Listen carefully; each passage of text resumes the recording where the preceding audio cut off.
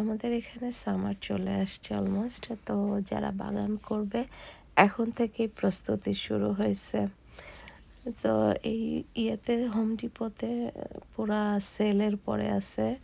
হ্যাঁ, এগুলা সার মাটি, তো এগুলা 5টা বস্তা 10 টাকা এরকম আর কি। তো আমরা 20 বস্তা নিয়ে আসছিলাম। এগুলো আমাদের ভাড়াটের পোলাপান ওর সাথে এগুলো করতেছিল।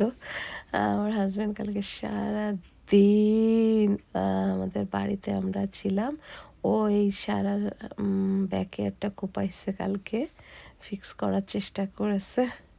প্রচুর ঘাস আর প্রচুর এলোমেলো গাছ হয়ে থাকে। একাই তো এত অবস্থা খারাপ।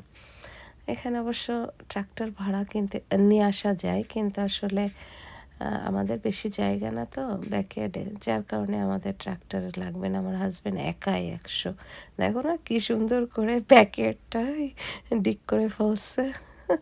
আর বাংলাদেশ থেকে আমার মামাতো ভাইয়েরা প্রচুর বীজ পাঠাইছে, বেগুন, মূলা, তারপরে অনেক ধরনের বীজ সব লাগাবো এবার। আর আমি এখান থেকে অনেক কিনেছি। সো সব কিছু মিলায়ে এবার হচ্ছে বাগান হবে বিশাল আকারে। আমার হাজবেন্ড কিন্তু ভালোই পেরেছে, একদম পুরা ব্যাকয়ার্ডটা কোপাই কোপাই সমান করে বালাইছে। এই সাইডটা একটু ফাঁকা রাখছে আর কি। মেলা কষ্ট করেছে কালকে।